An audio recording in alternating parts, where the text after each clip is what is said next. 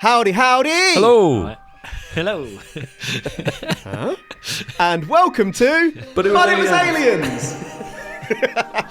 The comedy podcast probing paranormal activity to decide, for the questionable benefit of humanity, whether that activity really was paranormal. My name is Mr. Kev in the John, and alongside me with no idea what we'll be covering today is not Mr. Granville Moonwalker. Oh no. For Mr. Moonwalker is allegedly, truthfully, in Brazil sorting that BBL whilst trying to avoid the destiny that is his birthday episode. Standing in today, we have friend of the show and host of the Arsenal's North Bank podcast, Stef. And alongside him, we have honourable and trustworthy Jon. You're going to get some people disagreeing with that. Sorry. Clearly doesn't know the law of the show. Stef is allegedly also a farmer, which places him at high risk of abduction, slabbing and banging, so he'll be right at home. Jon is very open, sexually. We are diving right in today, for we will be covering a case in Sweden, so I need to ask you both to be respectful with the accents, yeah? Yurdy-gurdy. The year this all took place was 1958. The exact date isn't important. Specifically, it was December the 20th, 1958. Right on the edge of the 60s, so we are talking LSD sex cult times. But we're in Sweden. LSD is not for John. I took too much of it once. And that was it. Oh. Hey, if you're comfortable sharing, you crack on. I'm more than comfortable sharing. I could be what you call it, like a message to the kids to don't take acid. If you take anything from this podcast, don't take acid. Particularly don't do acid. Possibly the worst time to drop acid. Oh yeah, well, yeah.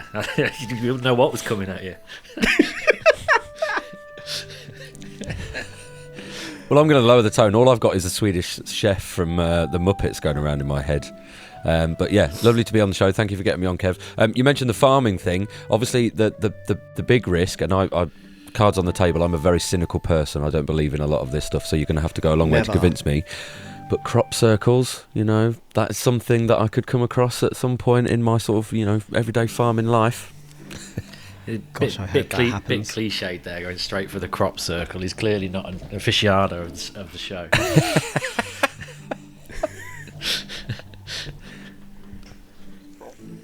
Our main subjects today are then 25-year-old Hans Gustafsson and 30-year-old Stig Rydberg.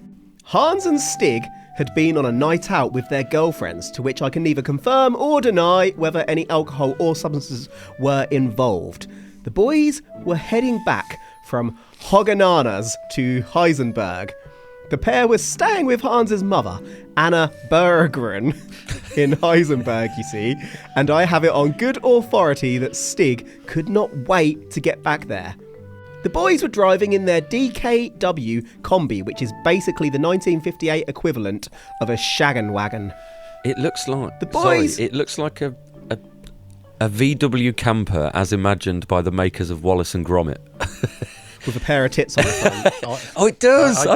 Now I can't unsee that. Yep. I thought it looked more like a VW, sort of camper van that had, got on the crack. It's very sad. I feel there's going to be a theme for this episode. Yeah. Oh, yeah. Don't do crack. Don't do crack either. The boys were making good time, but suddenly a hazy fog began to obscure the road. Hans slowed down the combi to a crawl, which he thought would lead to a safe, straightforward and uneventful journey. I have an image of Hans and Stig just for you, Mr. John and Mr. Stef, so that you can really get a feel for this case as we continue on.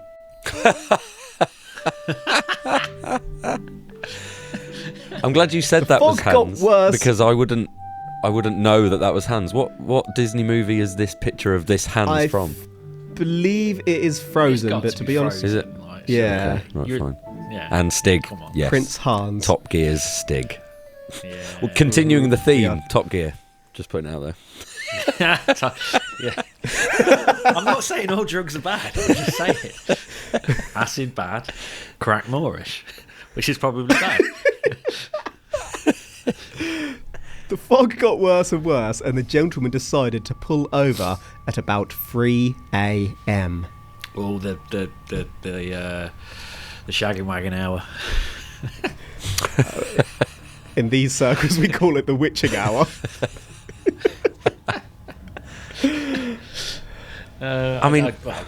Fog's going to obscure everything. They're not going to see anything, are they? That's going to make their testimony, slightly less convincing, maybe. Have you ever been in a shagging wagon, Stef? No, but I have been in fog. You're missing out. Clearly, you've not been in fog the right way. No, clearly not. What did you say the name of the nightclub was? The Hogananas. Hoganas. Hogana. Hogana. What's your name? It sounds like all sorts of stuff can go down there. There's a pig just doing cocaine in the toilet. Hoganas. See, that's not where my mind went. Funny that. That's clearly what my mind's on.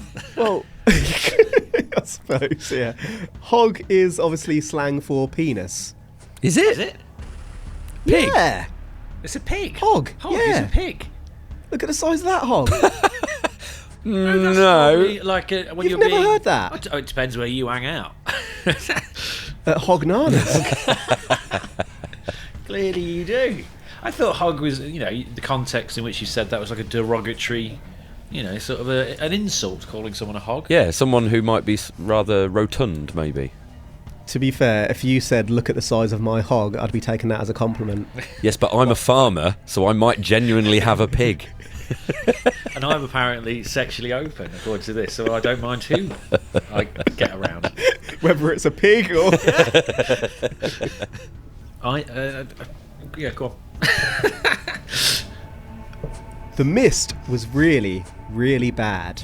Hans had pulled over alongside Route 45, a road which ran along the Strait of Øresund, near the village of Domsten. It was time to relieve themselves together and stretch their legs. As the gentlemen stood shoulder to shoulder, pieces in hand, beneath a sign that stated there was to be no camping in the area, both men, with their pants around their ankles, noticed that about 150 feet ahead of them, through the trees, there was an eerie glow. What was it? Was there something there?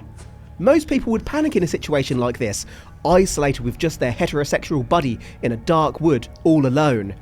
These men were still in their youth, and I'm not for a moment suggesting that they were heavily drunk, but these men tossed their beer cans into the bushes and walked into the misty woods.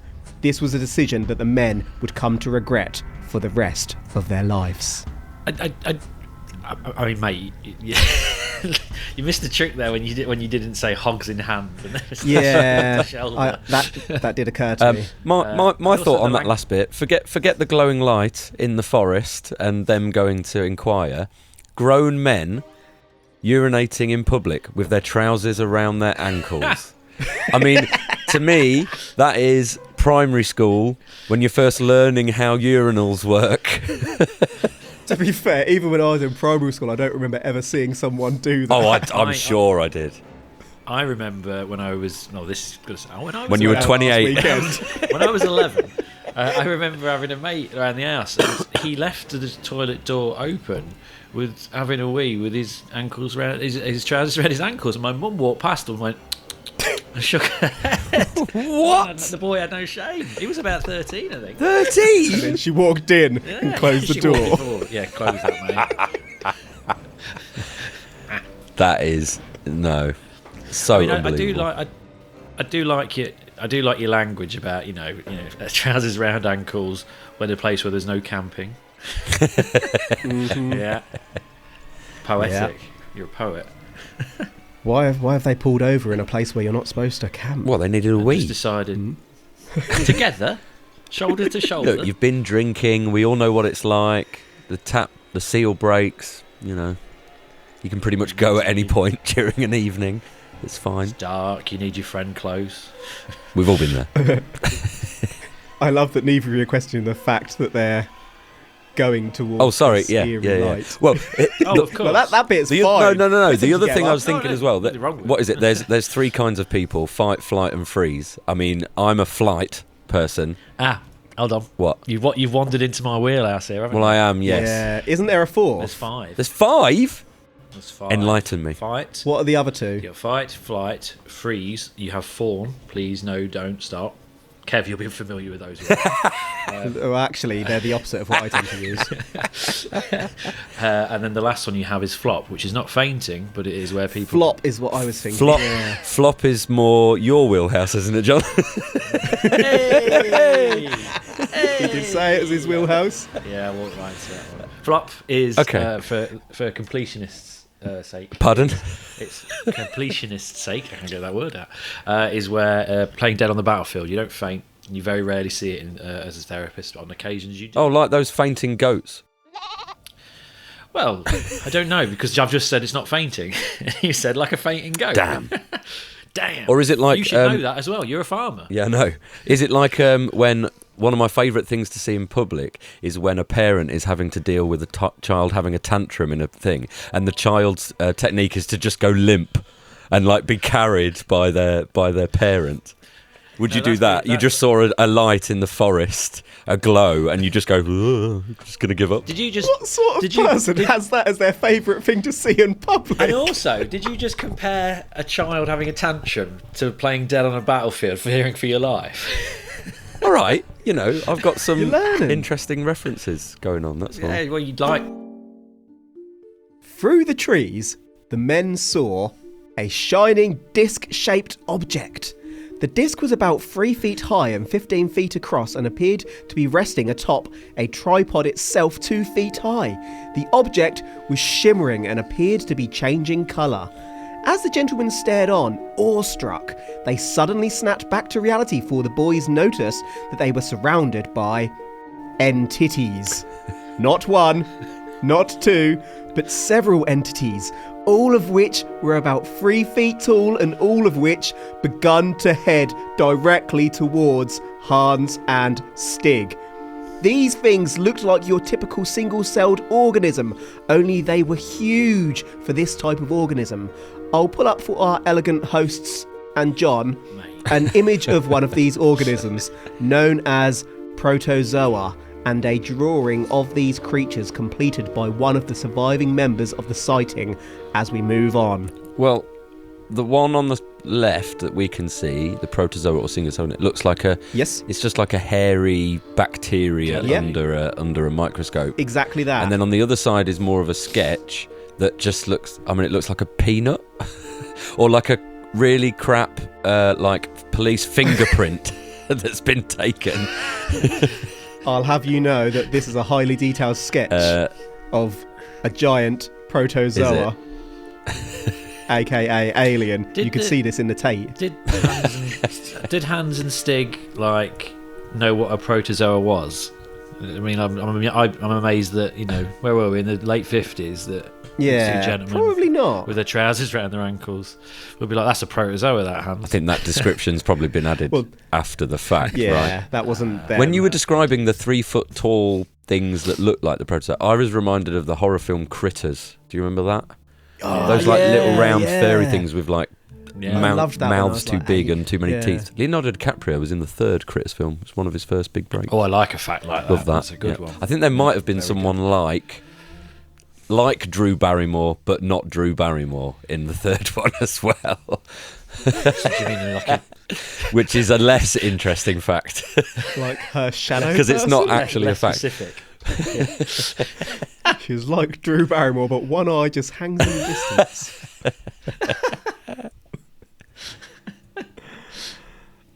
I don't really know how to describe these objects other than flying jelly bags of doom, because these fun bags not only headed right at our witnesses, but they freaking swarmed Hans and Stig.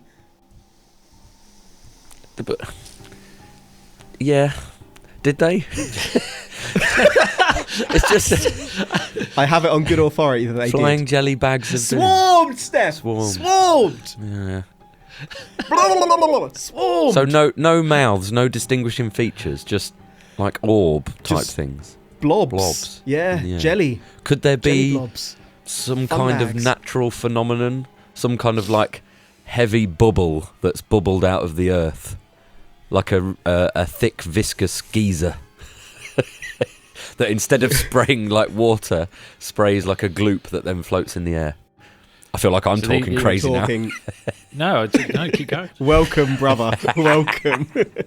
How do these things, these the what do you call it, shiny disc? So does that suggest that these blobs, these limbless blobs, can somehow fly a spaceship? Good question. How do you think they'd fly a spaceship? I don't think they did. Or would Whoa. Let's not get carried away conclude here. anything. Yeah. would they need to? Could they have just come from another planetary body without the Then need what for a was the ship? spaceship doing there? What was the spaceship? Ship. Oh yeah, I forgot about that. Were they brought by a secondary being and then released the same way, I don't know, British colonisers would go to a foreign country and then just like release like wild dogs to hunt stuff? Do you know what I mean? Yeah, I hear you. And then I would move on to question what the purpose was of unleashing the hounds, so to speak. Are they trying to wipe out what's on the planet, or are they trying to mate? Oh, and Hans and Sig. Oh, They've already got the Johnsons out. Split cells. they've come for a hog party. I've taught you something today, if nothing else. They're going to try to put a hog in a bum. Just going to be using that as a kind of like secret double entendre all week. This is like a carry-on episode. This whole podcast is a carry-on film. Oh. The swarming, horrific fun bags were right on our witnesses almost instantly and sort of engulfed or consumed the limbs of both gentlemen. The bodies were indeed jelly-like, but also, weirdly tough, so the men couldn't wriggle themselves free once inside. The creatures, meanwhile, seemed to know to target the limbs. Not only were these fun bags sucking up the limbs of our witnesses, they absolutely stunk too. They ponged. The smell was like a burnt sausage covered in flammable liquid. As the struggle continued, the beasts begun sucking the witnesses off towards the craft. Yes, they encompassed the gentlemen and begun sucking them off. The creatures sucked with incredible force, to which Stig and Hans were powerless to resist. Yet resist they did. Both men began windmilling their arms in a frenzy, trying to fight the silent creatures, but no sooner had they escaped the grasp of one entity, another had latched on. As Stig attempted to punch one, his arm went straight through it as if pushing through jelly before the jelly latched on up to the elbow. The Stig tried to scream, but no sound came out of his body. You know, you said about the 50s, the late 50s and LSD. I am, I know, I mean, this is evidence, isn't it, for my claim? Don't take acid unless you want to fist your mate. Fist. I tell everybody that it was aliens. So this image you've included in our show notes here is like... That's a Metroid. Yeah. Just for your benefit. Yeah, that's Super Metroid. That's the eponymous thing. Like a floating brain with kind of like Yeah, kind of teeth-like jelly-like claw things blob. coming out the bottom With, instead like, of tentacles. Vaginal teeth. But like I said, I did sort of wonder if the initial blobs, as we're going to call them, were the first kind of creature they were going to encounter, and maybe there was another one there, and now we're saying there is a secondary creature. There are cards on the table. There are more than a Wow. couple. Okay. Swarm. How? Ever seen a bee swarm? Sucking. I want to clarify a couple of things. Ever seen a hog swarm? Swarm. I did once, yeah. What I want to know, how do these blob things, if they were targeting the limbs and there was some sucking going on, does that mean there's some kind of opening, like a mouth, or some kind of Vaginal anus-like structure? I don't know. You say that like it's a completely normal thing. Well, it's not normal, but I can't think how to. Yeah, it's either got to be some form of internal structure within the jelly that can suck, hasn't it? Or it's And how? Yeah. Or it's been doing pelvic floor exercises. mind powers. Mind powers. Is that the technical term? I was looking for the technical term and it just wouldn't come to me. I've heard too much about hogs and substances today. Yeah. I'm having a good Brought me time. to the gutter. Usually I'm up here, but you've brought me down. Oh, hold on a minute. You've been talking about swarming and sucking like, it's every day for you. You've not been lowered This is every anyway. day for me. Yeah, I suppose it is, yeah. Why did he set up the podcast? To voice these ideas. Right, so why do they want to be taken onto the craft? What do they want with them? Are we talking just standard abduction? Which is like, it's either mating, it's experimentation, it's food. You mentioned earlier on about there being a second type of creature on the craft, so maybe they want to do the slabbing and use these little jelly bags as their go-getters. There's always a hierarchy, even with alien Send them out to species. suck off whatever they need. Some people in charge with the ideas. Yeah, but you're saying that they're not, like, if we take, the alien, it is, isn't it? It just does. They don't have to have a hierarchy and a leadership. Mm-hmm. Maybe it just wants to suck your elbow. But if we're That's talking, just what it. hold on. That's what they do. If we're talking a kind, That's a really good point, actually. Sadly.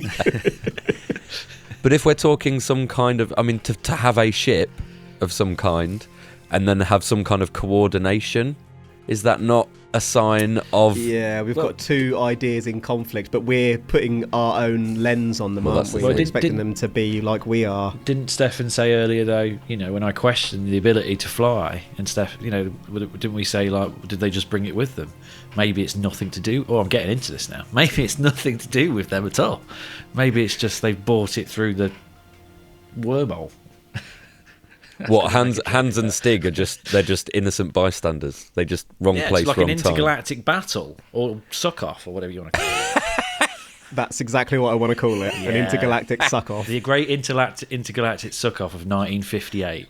This absolutely sounds, by the way, and given how you and Granville are retired or excommunicado Men in Black, this sounds exactly like the thing that you would have dealt with. You could see Tommy Lee Jones and Will Smith having a photo of these men getting sucked off by this friendly alien species that apparently just wanted to say hello. But these boys, understandably, have they've started swinging their arms about, which is probably like the mating dance where they're from. It's like, hey up, there's elbows. Yeah. I love that idea. Just accidentally going for a pee and then attracting intergalactic horn dogs who come down just swinging their hogs. Horn hogs, if you will. You accidentally gave them the eye. Oh, That's it. amazing. The jelly bags appeared to have some kind of precognition because it was almost as if they begun preempting and parrying the boys' attacks. Stig later explained that it wasn't their strength so much as the technique they yielded that was so difficult to deal with, like Jelly Bruce Lee's. However, Stig eventually discovered how to be water, my friend, because Stig broke free for a second and made a mad dash for the car. Two of the blobs gave chase, but Stig was ever so slightly quicker. However, Hans was clinging on to the no camping sign on the verge of being sucked off into oblivion. Stig watched on as Hans was being slowly consumed, with the beasts working their way up Hans's leg and up past his torso. Hans locked eyes with the now escaped Stig with sheer terror across his face. Hans was frucked, and Stig knew there was nothing he could do to save him, so he didn't even try. The limbless blobs, who by the way appeared able to defy gravity because they were clearly floating, continued sucking on Hans, and Hans could feel his grip loosening from the sign. Hans's body was gradually being lifted horizontally by the force of the suck. Stig, by this point, had gotten into the car and slammed the horn in hope that anyone nearby would hear the noise and rush to help. Help Stig. Hans was frucked.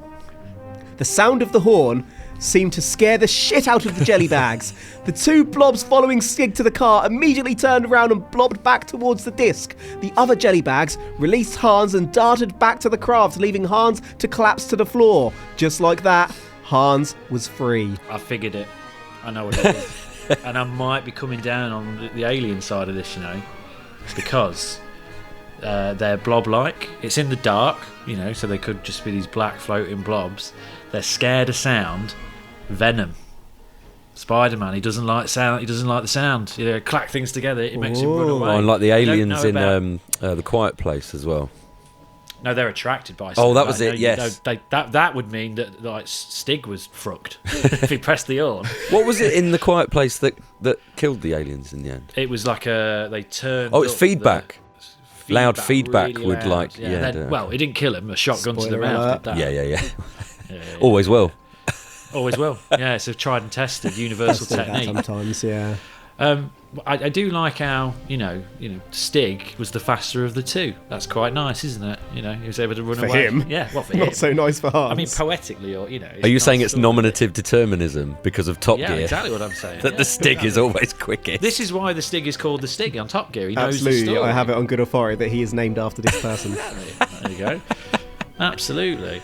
What I was thinking was, because I really thought Hans was done for, and then I was starting to wonder if this whole story would be concocted by Stig, because they got drunk, got in a fight, and Stig killed Hans, and he basically had to think of an excuse. But then they both get away, so that sort of undermines where I thought it might be going. I would give it a little extra. They didn't just have a fight; they got drunk, accidentally fingered one another. All this sucking was going on. Things happen. And then old Stig felt, he allowed himself to be his true self, and he felt ashamed of it because of his upbringing. It is the 50s, and then he had to kill Hans in a fit of shame and rage. So when he left, he had to come up with a story. It's funny you say that, because we might come back to that theory later. What? Oh, hey, look, a bit of precognition happening here. Absolutely. Or is that what you're just trying to manifest to be the case, John? Do you want to go camping, Stef? No, I do not. Not again. No, not again. No, not again.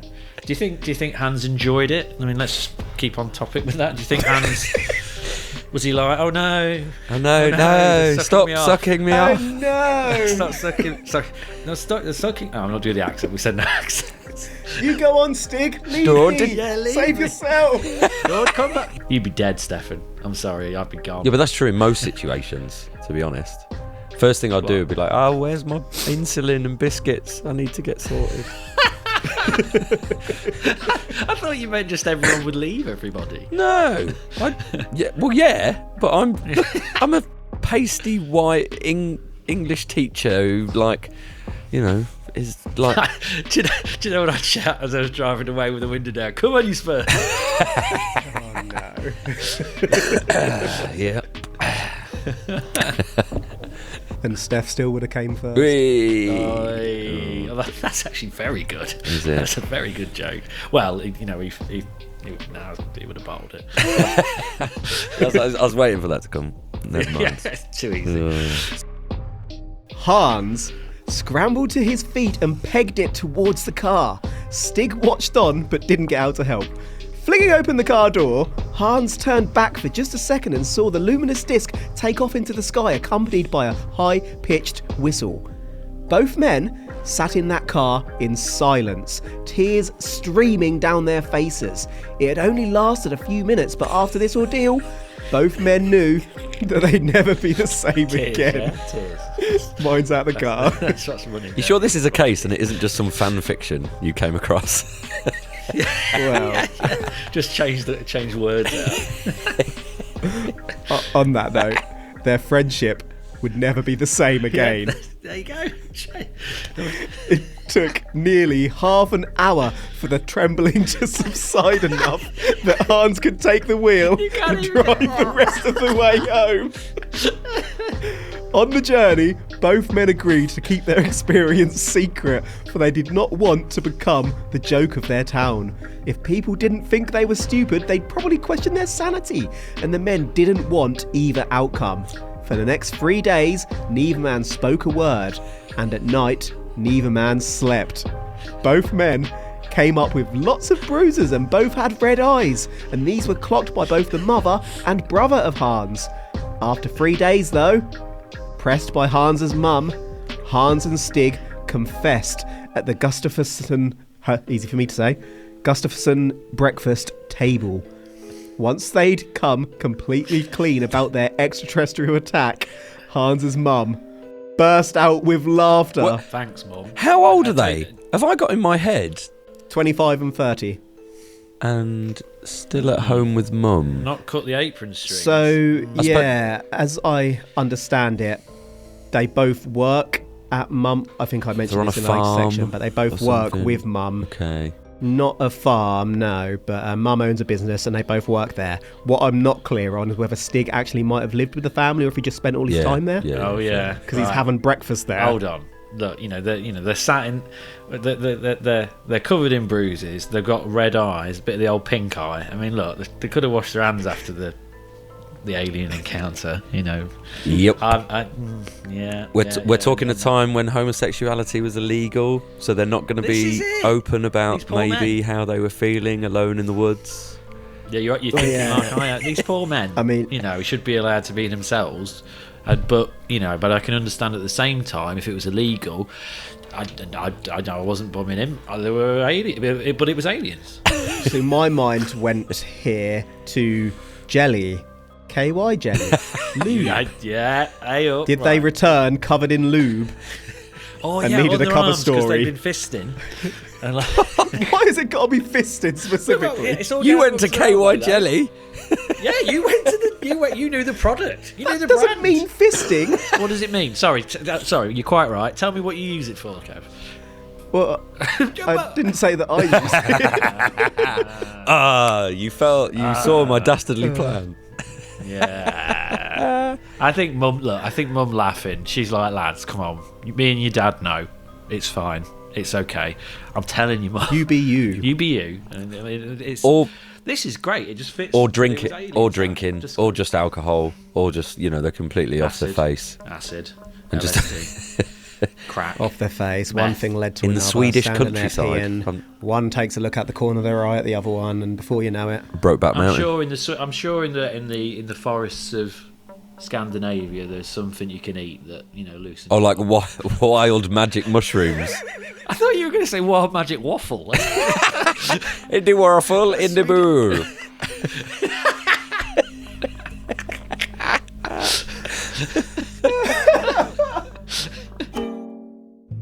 After eventually coming to realise that the boys were deadly serious, Hans's mum, Anna, reported this incident to Sweden's largest newspaper, the Helsingborgs Dagblad.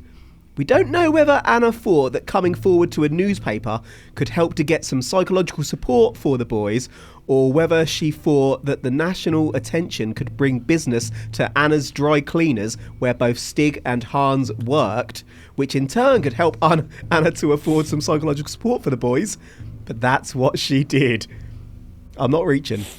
The story really took off, and on January the 9th, 1959, Stig and Hans were called into the Helsingborg police station for questioning. The police interview would last more than 11 hours. The interview was attended by police officer Captain Lennart Bunk, detectives Sven Rudolf and Aki Fernebrandt, and Michael Wachter, a German military psychologist who had been reported not to have spoken the best Swedish, but sometimes you just got to make do with what you have. A lab technician, Stig Rydberg, was also present. The heavy interview process was reportedly because the Swedish military were worried an unauthorised vehicle had entered their airspace, but the interviewers were mainly interested in trying to debunk the claims.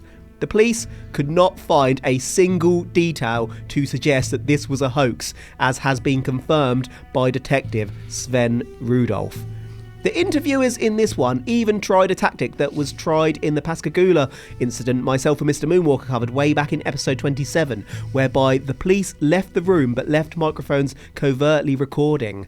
Hans and Stig stuck by their story and their general shock even when they didn't know that they were being recorded. The witnesses agreed to all forms of analysis. Next, psychiatric and medical tests ensued, and these tests too came back all clear. There was nothing wrong with the gentleman. The Swedish military, however, decided to go public in claiming that this was a hoax, despite the evidence to the contrary. A Swedish ufologist named Sven Scharlin, who had interviewed the chaps on January the 7th, 1959, agreed the accounts were genuine and even theorised that the alien creatures were able to float due to the electrical creation of swirls of a gravity field beneath them. People believed, and today this is one of Sweden's most well-known cases of extraterrestrial activity and attempted abduction. Do you know what? I got to praise that admirable effort at all those difficult names to pronounce, but the one thing that made me laugh is you stumbled on electrical.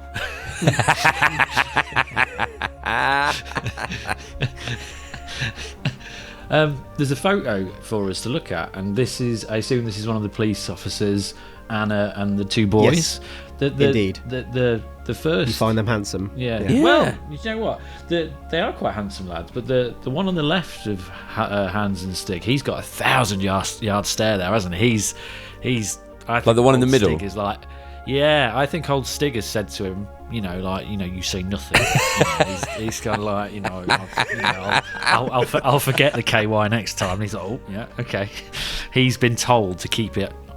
Stick to the story. I think. Say a frickin' thing. Yeah. And what is it about the 1950s and photos from there where everyone looks old? Like, you're telling me they're in their 20s. That's crazy, isn't it? Look like a child. Even like the 80s. Yeah. Like, you look at a 30-year-old in the 80s and it looks like Hulk Hogan. I think massive bald patch and whatnot. 30-year-olds today look like they're 18. Yeah. I think the guy on the right looks. He looks, you might have him in his believable 30. Yeah, he's. But yes, looks. You're right. If we're assuming do you know which one's which, Kev? So what do you think? Oh, who looks like a hand? I reckon the guy on the one's right 25, is one's 30. I reckon the guy on the right is Hans. The guy in the middle looks more like a Stig. the one on the right, as we look at it, he's 30. Yeah. That's what I believe. I don't know for definite. And I bet that copper who looks like Gene Hackman, rest in peace, in his 80s, I bet you he's only like 35 or something. He looks. He's actually 19. Yeah, he's 19. Yeah, he's the intern. Yeah. The fully bald. The other person in the picture is, I presume, the mum, Anna, and despite what your account says, she doesn't give a shit about their psychological well-being. She only cares about either taking the absolute mick out of them by blowing this story up. It said she burst out with laughter when she first heard it, or you say, saw an opportunity to go, we could say, host the interviews in the dry cleaners business. I was just going to suggest that they should have done it in the laundry. How can we exploit this? Lady. Yeah. It made me think of like a mobster, like dry cleaners being a front and she's trying to bring the business there. Yeah. She does look a little bit like a gangster's mole, like an old sort of trophy. Tony Soprano's mum. Yeah, she does look a bit. Yeah. Oh, we've gone from sort of gay conspiracy now. We're going to the Swedish mafia. This is excellent. We should have these conversations more often, just generally. In any of your previous cases, have you done the whole thing of they experience something that they believe, but may not actually be what they think it was? Yeah, perception is reality, though, isn't it? This is part of my job and my work. People Many have times a belief set that is, I believe that 100%, and your body will respond to that threat. Fear. If you believe that something's about grabbing to your harm hog in the woods, whilst I've got my trousers round. Whilst he's having a wee with his trousers round his ankles, like a 5-year-old. My threat response system would kick off initially, and then I'd go, flop. Flop.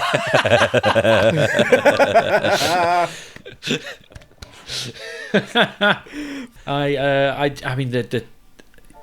am a psychotherapist, not a psychiatrist, so I can't comment on the accuracy of some of these assessments, but I'm intrigued that I mean, I don't know. There's a cynical side to me that makes me think, did the Swedish... I don't know what the Swedish sort of GDP was. Did they think a bit of tourism? Let's get, these two lads have been sucked off by Metroids. Let's, come to Sweden. It's like a tourist sort of bid. Why would they, if what it's a out sentence. there, Sucked off by Metroids. What? But, international stage, this The information sequel gets to out. Prime. But you know what I mean? If this has gotten out, internet, do they want to make themselves a laughing stock and say, this is nonsense, these two boys? Absolutely, yeah. Would they want to just let's get, we don't want to look silly. This is long before the days of ABBA as well. There's no kind of, attraction. I don't know Sweden in 1958. ABBA was Swedish, right? Yeah. Yeah, good. You both look puzzled then. I thought that was the bit that puzzled you. We've not even talked about the proper conspiracy side of things, that somehow the Swedish military were overseeing the investigation, and it was a very thorough investigation because they felt that there was some unauthorised vehicle in their airspace. So do they think it was unauthorised because it was another rival country? We're talking Cold War period, that flight path, America, Russia, nuclear testing. Yeah. What if a couple of the things we've touched on were all true? So there was a weird light and a craft that they came upon, but they were off their faces on whatever they were doing, be that LSD or alcohol, and so they believed they saw something and other things happened, but there was a bit of truth within it, and the military had something on radar, so they were interested. They were like, It's a cover-up. What It's a cover-up. if? It's a cover-up. They've stumbled across. They're trying out. I mean, I don't know about the shiny disc. They're trying something out, away from prying eyes. There was a no camping sign to put potential observers off. Hanging round with his trousers around his ankles. Those they military walk are out so like that. good. They're so covert. They put a no camping sign up. Yeah, and just that's works. what I'm saying. These lads turned up and they the military staff, they freeze. Oh no! And then they realise these boys are stoned. These boys are out there trees. Nobody move. And then, they just, by chance, these two boys imagine that they're being sucked off by jellyfish, and they think, let's go with it, let's roll with it, let's support that, and then no one will know nothing. You've got to go all in. Go all in. Can't everything they've said was true. We can't disprove it. It must have been aliens, not a military. The Swedish aren't massive military, they're not a superpower, I suppose, but maybe they had the They are tech. historically neutral. Yeah. The Swedish, Famously, aren't they? They only wouldn't recently joined NATO. Is that? Yeah, I was going to say Yeah, they yeah. wouldn't join NATO in sort of the 50s and whatnot, would they? And And Ibrahimovic wasn't born then, so they didn't have that to lean into as well. So they'd had no firepower. And also yeah. famously no born in firepower. a different country. my skepticism is kind of, this is really difficult. I thought that this is a tricky one to agree on, because my mind is just rolling everywhere. This is, yeah. Well, let's roll a little further, shall we? Yeah. That's basically the events. Stig and Hans went on to live normal lives, and the jellybag bastards were never seen again, officially. This leaves us to theorise as to what happened here. Do we have motive? What were the aliens up to? Were they trying to kidnap the gentleman? Was this a typical attempted slabbing for science? Or were these things essentially giant viruses trying to take over and or consume a host body? I quite like that idea. We often envision aliens in an image similar to our own, but there's no reason they would be human-like. Single organism blobs could evolve to basically giant versions of themselves. It could happen, This as is we kind of touched upon earlier. This is a thing, isn't it? Because why are most aliens in films bipedal? Why have they got Exactly the alien, that. the predator? They've got two legs. That seems inefficient to me. Go on, you carry on. What if the blobs were trying to get the gentleman on their craft to take them to a better place, a place of wonders? Or maybe they were trying to consume, but to join the hive mind could be a higher form of happiness. The jellybags had no arms as far as we know. How did they pilot a spacecraft? What if these were not the main aliens, but was some form of attack or probe from whatever was in that flying saucer. All we can do is wonder. You've touched on a great point. Maybe their mission was altruistic. Maybe they wanted to help. In fact, it's like that episode of The Simpsons where Mr. Burns has radiation treatment every Friday, and like they keep seeing him, and I bring you love, and they're like, it wants to bring us love, kill it. Yeah. So they may be under a mission of trying to better us, enlighten. That's us. how it all kicks off in Mars Attacks as well, isn't it? Yeah. They do the big circle and then shoot them. If something is trying to suck you off, why would you think that it's aggressive? Oh, I don't know. Have you ever had Stefan trying to suck you off? That's quite aggressive. Well, I mean, you touched on the point about the different kind of life forms. Why would the aliens be like us? We're a carbon-based life form, but scientists do posit that other planets are so different, it could be a methane-based life form or anything. A fart-based life. I mean, fart-based life even form. carbon-based. Have you seen a jellyfish? Yeah, well, and how different What the frick is we that? are to everything else. Yeah, we've got things on the Earth that seem alien, don't they? Maybe the jellyfish are, because they are, I don't know if they're unique per se, but they're so unusual. Maybe they have, maybe a jellyfish flying, what do you call it, a jelly bag bastard actually managed to mate with something, and the jellyfish was like born and left here. Maybe they're directly connected to these aliens, and we just didn't know that. There you go, jelly bag bastards. That's what I'm going to call it for the rest of life. But in terms of, if we're talking sort of, either they've come here by accident and they're just naturally inquisitive because they don't have any enemies, so it could have been friendly. Maybe they needed to relieve themselves. But yeah, we're assuming they've got a threat system. They might not. We've evolved one to survive. They might not need one, so they could just I don't know what that is. But there must be some kind of fear system in them. Because when was it the car horn that was the signal for them, and then they all scattered? Yeah. So if they've got that reaction to the loud noise of showing fear, then they're not completely without conflict, maybe. Well, maybe they've never heard anything like it before. Yeah, they've never heard it. But isn't it's there very quiet on their planet? And so when settlers landed on, was it New Zealand? There was an animal, like a bird type thing, that just had no human contact, and so just didn't know to be scared of anything. It wasn't the dodo, it was something else. I can't remember what it was. And basically, just had no sense of fear because it had no natural predators. So when men came along and just shot one, the one next to it would just look and go, "Oh yeah, look at that." I think they just didn't know to be scared. Magic. Was it Portuguese sailors? I want to say something like that. I'm sure it was something like a Portuguese. They just wandered up and got wiped out. Yeah. So I'm sure it was that. Yeah, I mean, who knows? But then we're also talking about the motive of the aliens and why they're there. But there's the people involved.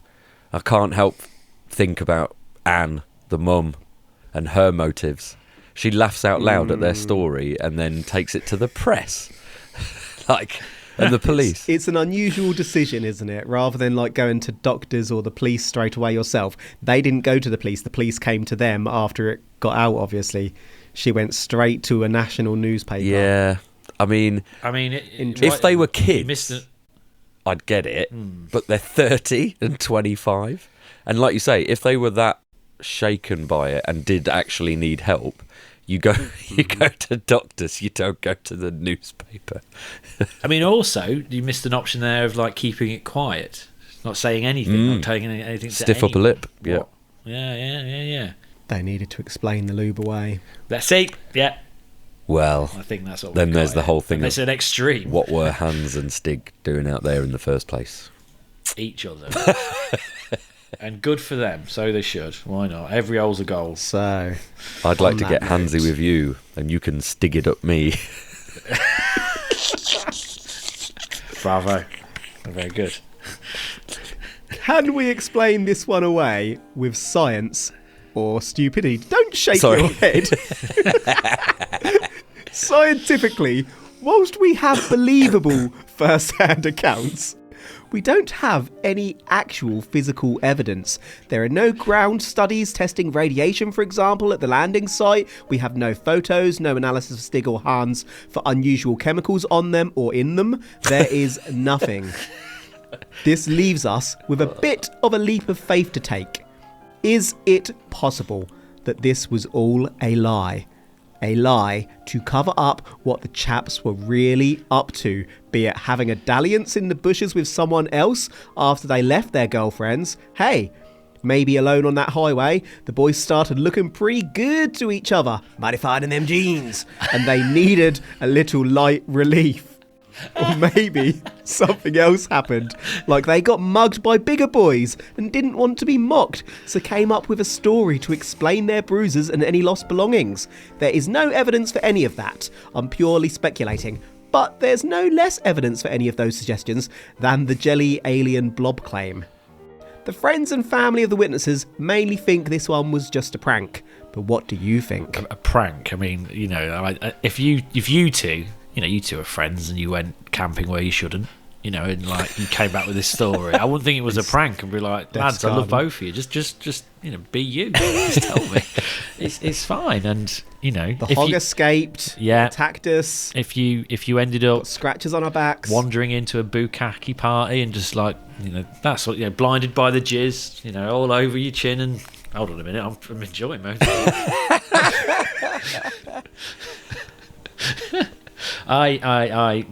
Yeah. It's they probably did look mighty fine in them jeans, didn't they? 25, 30 years old, probably farmers like Stef in here. Maybe working the land. Gets long dark. Those long dark nights. We don't stray far from the farm. There we go. And like I said, it doesn't have to be with each other. They could have left their girlfriends, got talking to some other people, took them in the wagon. Some extramarital affairs. Yeah, shagging wagon. It just... Yeah. And maybe they had some marks they needed to explain and whatnot. I feel like there's two things sort of going on here. The whole alien thing and the lights and the ship and all that kind of thing that there's absolutely no evidence for. But then the one... Whoa. There's no... We've had police interviews, we've had medical testing. No, but that's a different thing. Professionals. What I was going to say was, the one thing that is there is two people with a story that never wavered. Now, if they've had to make up something to cover, an indiscretion or an illicit affair or some illegal activity or whatever, eventually something's got to give, surely. Do people's stories stay that watertight for that long? Yeah. In other cases we've studied where the people have maintained those stories over time, they've chopped and changed, added details, taken away details, etc. Quite often it's not too common that the story stays exactly identical. I think, you two... Once or twice. You two are Arsenal fans and you're all of you as a unit are all crying conspiracy for the last sort of 9 months. So you two are sharing the same story and not wavering. And that's bollocks. That's all right. Look at you both looking off to the side. What do I do with that? Yeah. Oh, I was just thinking I'll cut that. No point responding. In summary, we've covered the case of Hans and Stig, two chaps of 25 to 30 years of age who, after a night out with their girlfriends, were on a long drive back to Hans's mum's. It got foggy and the boys needed to relieve themselves, so they pulled over around Domsten, and when they did, they saw a glowing disc. Before they knew it, the boys were being swarmed by horrific jelly bags who were trying to suck the boys into their craft and quite literally consume the boys into their jelly bodies. Stig broke free and ran to the car. Hans was done for and Stig could only watch on as the creatures gobbled him up, so to speak. Stig slammed the car horn to call for help, but this seemed to scare the blobs, who all pegged it off to the craft and flew away. After gathering themselves for quite a while, the gentlemen headed home, and 3 days later, covered in bruises and with red eyes, they confessed to Hans's mum, Anna. Anna went to the newspapers and the boys were subject to interviews and police investigation, but nobody could debunk the claims. The boys came across as credible in every interview. They believed. We wondered whether the aliens were an evolution of single-celled organisms, almost like a virus trying to consume hosts, or whether they were trying to adopt the boys into some kind of hive mind, or whether there was a different species of aliens in control in the craft. Or we wondered whether the claim was a hoax to cover up what Hans and Stig had really been up to with each other. Do either of you want to go back over any details before we conclude? I think there was a confession made to Anna, but it wasn't really that they'd experienced these jelly bag aliens. It was about something else, and she quickly concocted some kind of cover, and in that way that, you know, sometimes you can protest too much about something. She thought, right, to take anyone away from, you know, what's gone on between you two, we'll create this big story because someone might have seen you. Yeah, do you think she was trying to get ahead of the That's it, get ahead of the story. Family name. Yes. Yeah, get ahead of the story. I mean, she's done it and then some. Let's be honest. You know, let's go to the government. There were probably easier stories they could have concocted. Yeah. Yeah. They're not picked. I mean, I think. What do we think? The craft taking off. You know, I mean, that bit. You know, if we're to believe that they saw it take off, it might well be that this is a government. You know. That leads me to think, is it a government cover-up? Let them say these things, because if they saw something flying away, we need to explain that. If we're saying, you know, their reports were truthful and verified in terms of the psychiatric and psychological assessment, you know, we need to take that into account. Right. Are you saying that it was aliens? No, I am not. I'm not. We have evidence of a story. We don't have evidence of any kind of alien. So what? If you told me this in the pub, I'd look at you with, you know, indignation. So I and don't general believe disdain. Disappointment. Almost disdain. I'd probably pause and go, are you and a okay? weird sense of attraction. Yeah, I'd be like, that just sounds like your Friday night. No aliens involved there, Duck. I don't think I'm gonna. Yeah, I'm with old away end Esteban here. I think it's. I think Stefan's right. I can't. I'm not convinced about Hans and Stig's forays into one another being aliens. I'm right with you. I'm not saying that it was aliens. For me, I was torn between this is bonkers and this is absolutely terrifying. As I researched it, it sounds bonkers obviously, but if you can really picture a pulsating blob swarming you, that's probably one of the scariest types of alien attacks we've probably covered on this podcast. But for me, I think Hans and Stig were most likely sticking it to someone or each other, and this seemed like a great cover-up. It's either that or hoax. I would need actual scientific evidence to get on board with this one, especially as there was so much opportunity to analyse the boys. That's the case. Any final thoughts from yourselves, my now official paranormal investigator buddies, Stef and Jon, before we say our goodbyes? You can put that on your CVs. Oh, I was just going to say, now it's official. Do we get dental? Do we get what benefits? Do we get? What are the healthcare benefits? Yeah, I like that. Yeah. We can pull your teeth out. You said that.